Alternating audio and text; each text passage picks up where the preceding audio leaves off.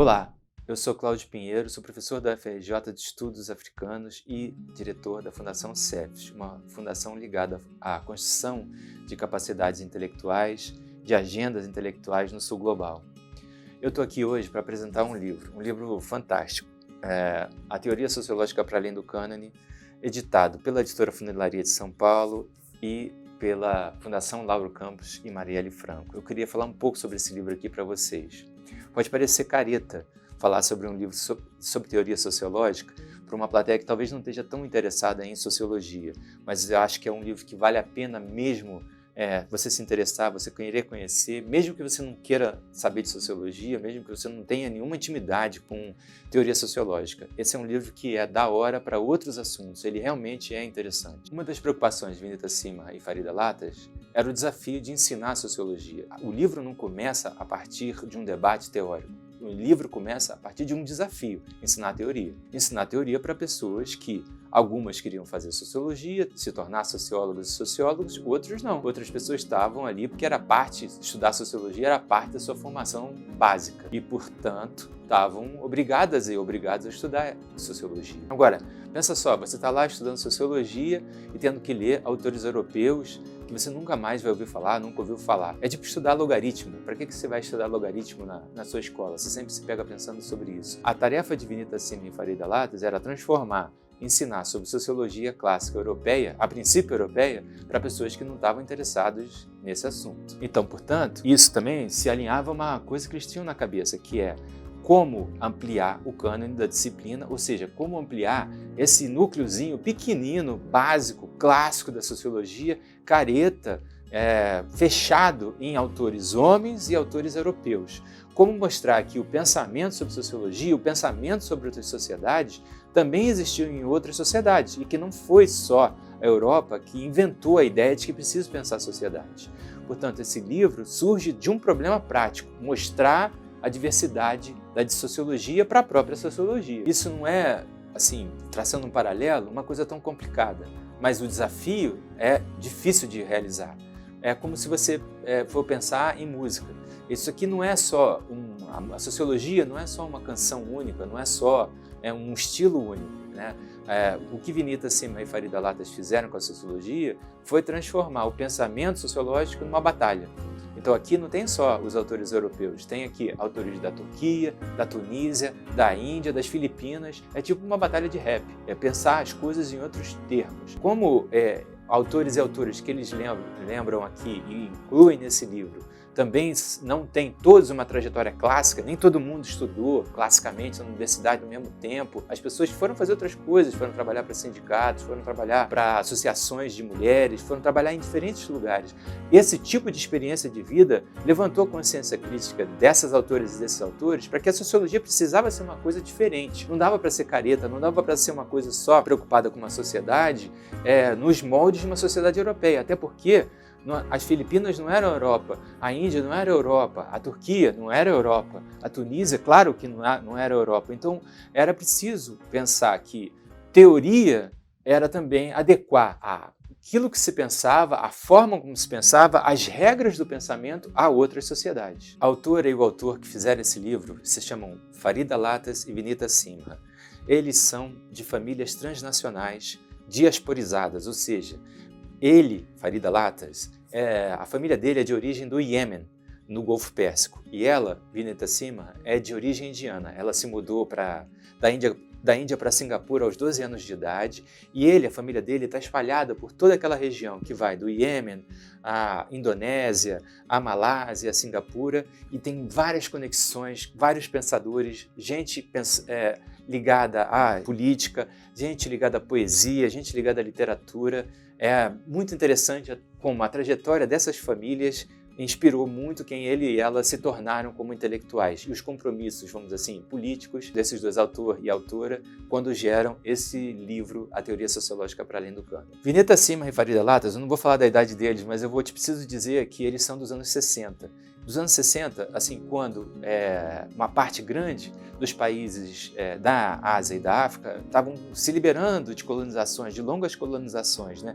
A própria Malásia, de onde surge Singapura, né, se tornou independente pouco antes da década de 60, nos anos 50, no final dos anos 50, 1957. E, poucos anos disso, teve a tal da Conferência de Bandung, que foi uma origem importante para um pensamento crítico político internacional que pensava em caminhos alternativos para os países da periferia. Nesse aspecto, Singapura, Malásia, Indonésia, Gana, Índia, Sri Lanka, Paquistão, vários países pensaram outras trajetórias políticas possíveis para as periferias do que hoje a gente chama de sul global, naquela época, o terceiro mundo. A geração que antecedeu Farida Latas e Vinita Sima, as pessoas que educaram eles intelectualmente e também do ponto de vista de inspirações de vida, assim, foram pessoas que conviveram com a Segunda Guerra Mundial, conviveram com essas independências e com esses movimentos políticos de liberação nacional e que ajudaram a pensar também isso dentro da universidade.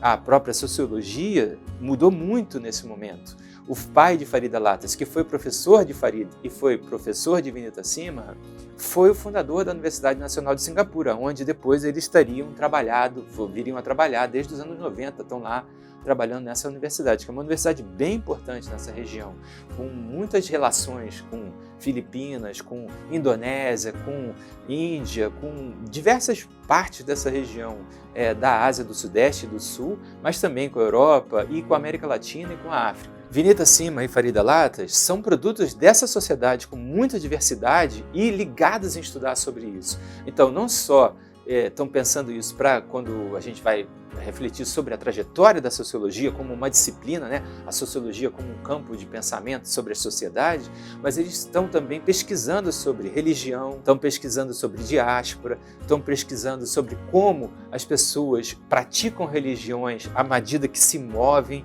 à medida que mudam de países, à medida que migram de um estado para outro, de um país para outro, o que acontece com religiões quando elas encontram com outras religiões, como elas se mesclam, como elas se misturam, como elas geram novos pensamentos e como elas geram novos pensamentos sobre a sociedade também. Então, Farida Latas e Vinita Sima, ela preocupada com o hinduísmo, ele preocupado com o Islã, também estão muito ligados na religião como uma forma de pensar o mundo. Além disso, a história da sociologia como um campo que pensa a sociedade é uma coisa que importa muito a Vinita Sima e Farida Latas. Ou seja, pensar a história da disciplina é tentar recuperar aquilo que a disciplina pode ter de plural, de diverso, para além daquilo que nós pensamos que seja a origem da disciplina sociologia, como uma origem simplesmente europeia. Quando nós pensamos na sociologia, quando nós pensamos na antropologia, quando nós pensamos na história, quando nós pensamos nesses campos disciplinares, a gente tem em mente autores, homens, brancos, europeus, que falam alemão, francês ou inglês, algumas outras línguas minoritárias, mas isso é basicamente o que a gente pensa quando a gente pensa na sociologia.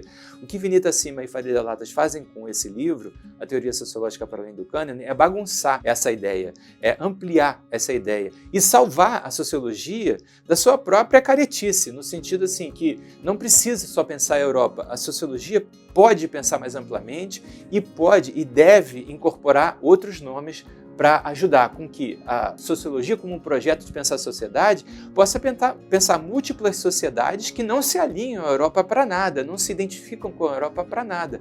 Portanto, para que eu faça isso, para que eu consiga que a sociologia pense pluralmente, eu preciso recuperar vozes diferentes. E essas vozes diferentes, algumas delas não foram nem classificadas como sociólogos ou sociólogos. Ou seja, alguns dos pensadores e pensadoras desse livro são 10. São 7 homens e 3 mulheres. Alguns desses pensadores não foram nem mesmo classificados originalmente como sociólogas ou sociólogos, mas como pensadores sociais, como pessoas que pensavam a sua sociedade. O que fazem Vinita e Farid nesse livro é mostrar que eles tinham um método, que eles tinham teoria e que eles tinham um projeto de pensar a sociologia adequado a uma outra sociedade, uma sociedade não europeia. Portanto, não podia pensar da mesma forma. É natural que não pensasse da mesma forma. Mal comparando, é como se você pensasse na música.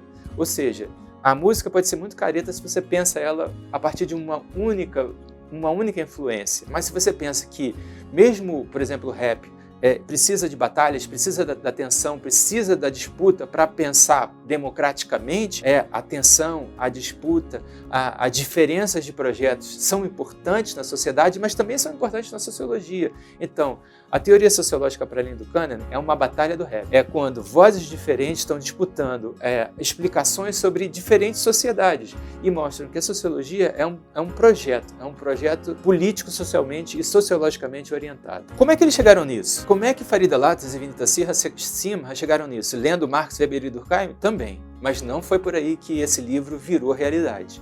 Esse livro virou realidade de um problema. Ele virou realidade de um desafio.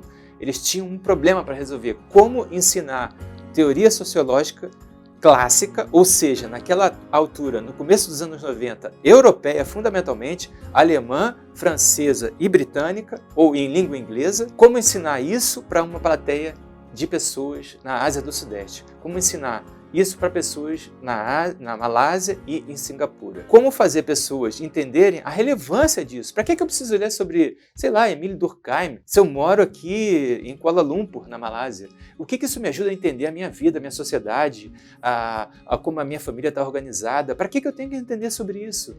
Para isso, encontrar pensadoras e pensadores na sua própria redondeza, na sua própria sociedade, e mostrar que essas pessoas também eram sociólogas e sociólogos importantes, esse foi o primeiro passo. Ou seja, convencer estudantes e colegas de departamento que isso era uma coisa importante. Escrever sobre isso foi uma consequência, mas uma consequência dos desafios que tiveram na sala de aula e no seu próprio departamento. Por um lado, colegas achavam que isso era não era tão interessante ou não é tão nobre, e alguns estudantes questionavam também. Nem todos os estudantes acharam que ler sobre Ibn Khaldun, por exemplo, esse autor da Tunísia que viveu entre o século XIV e o século XV, nem todos os estudantes achavam que isso aí era uma coisa interessante, importante, relevante. Alguns estudantes queriam mesmo ler mais sobre o Karl Marx. E estavam certos sobre isso. É importante ler mais sobre o Karl Marx. E ele está nesse livro também. Max Weber, que é recuperado na sua extensão do pensamento, não só reduzido àquilo que fala sobre a experiência europeia como uma matriz de onde a sociologia vai pensar o mundo não europeu. Isso é completamente inoportuno. A gente não pode pensar que a Europa tem as respostas para tudo que a gente pensa. A Europa, os Estados Unidos, o Norte tem as respostas para tudo que a gente pensa. Não tem mesmo. É importante que a gente reconheça que a periferia sabe o que pensa, sabe o que quer, e que uma sociedade plural e uma sociologia plural recupera a capacidade que tem a sociologia de pensar de forma plural. E nesse sentido, para além dos autores e autoras que estão nesse livro, por exemplo, como Beatriz Nascimento ou como Lélia Gonzalez, importam para a sociologia global, não só para a sociologia brasileira. Lélia Gonzalez e Beatriz Nascimento, por exemplo, salvam a sociologia como um projeto, ajudam a entender que a sociologia pode ser muito mais ampla, ela precisa ser mais ampla para que a gente recupere um projeto democrático de sociedade, onde diferentes formas de pensar podem comparecer no mesmo lugar, mesmo que nem todo mundo pense igual, mas que haja espaço para que esses pensamentos habitem diferentes lugares e falem sobre diferentes tipos de trajetórias, tipos de experiências da vida social. A melhor maneira de ler esse livro, de entender ele, ou de colocar ele na cabeça, é que esse aqui não é simplesmente um texto, ele é um projeto. É tipo um movimento social. Um movimento social de ampliação da diversidade na forma de pensar a sociedade. Nesse sentido, isso aqui não é simplesmente uma receita de bolo. Eles estão sugerindo uma forma que nós, nas outras periferias do sul global, devemos encontrar algumas pensadoras e pensadores que nem podem ser classificados como sociólogos e sociólogos, mas que têm coisas a falar sobre a nossa sociedade. É importante reconhecer essas vozes, é importante reconhecer a autoria dessas vozes naquilo que falam sobre suas próprias realidades. Isso é muito definitivamente importante.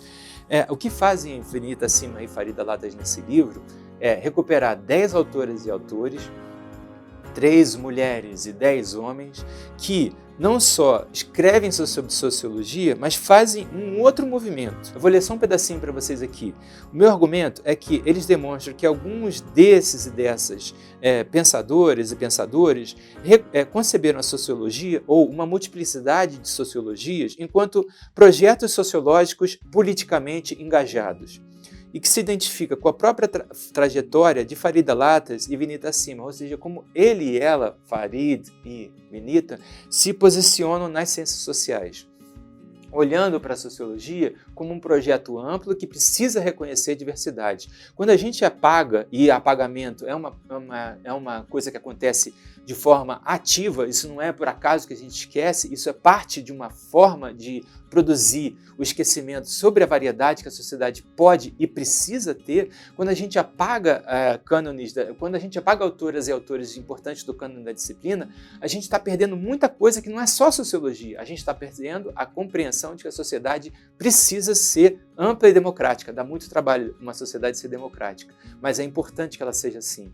É importante que as vozes tenham lugar de fala sempre, elas tenham desde onde se exprimir, desde onde tenham espaços de expressão de voz, que a sociedade reconheça a importância, não só o direito, mas a importância de você ouvir o próximo e a próxima. Quais são as principais questões e provocações desse livro? Eu vou ressaltar só 3 e vocês vão ter tempo de ler o livro e descobrir e se encantar com as suas próprias questões. 3 questões. A denúncia do androcentrismo e do eurocentrismo como uma forma que habita a sociologia e a qual nós temos que sempre estar atentas e atentos e questionar e desafiar, ampliar esse núcleo tão pequenininho, originalmente tão pequeno da disciplina, né? Que é importante recuperar a amplitude de vozes dentro do cânone disciplinar. Então esse é um primeiro ponto. Segundo ponto, o apagamento como método.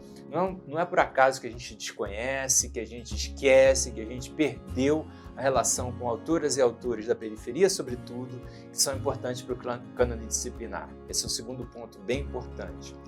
Então, associado ao fato de que o androcentrismo e o eurocentrismo marcam a disciplina, é importante lembrarmos que o apagamento é um processo autoral, que ele acontece mesmo na disciplina de forma ativa e que nós precisamos resistir a isso. Esse é o terceiro ponto.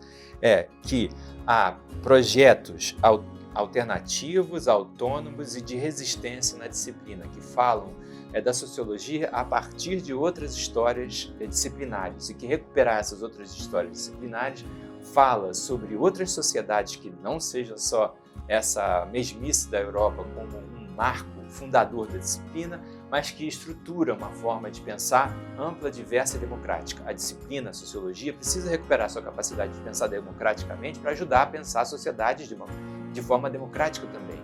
Então, se a sociologia se restringe na sua capacidade de pensar, se ela só concebe um núcleo a partir de onde a gente inspira a nossa forma de reagir, de agir, de pensar, igualmente a gente não vai ter capacidade de pensar projetos democráticos de sociedade. Então, a sociologia, recuperando as vozes periféricas que foram transformadas em menores, em menos importantes, em menos visíveis, ao fazer isso, a sociologia se fortalece na sua capacidade de falar mais amplamente e também de inspirar a sociedade numa consciência crítica de que a produção de justiça social, de justiça epistêmica, de reconhecer outras formas de aprender que não sejam só a sala de aula, que não sejam só a universidade, mas ainda que a universidade seja muito importante, recuperam a disciplina e a universidade a sua capacidade de falar democraticamente para a democracia e ajudar a consolidar uma sociedade mais justa. A leitura desse livro, Teoria Sociológica para Além do Cânone,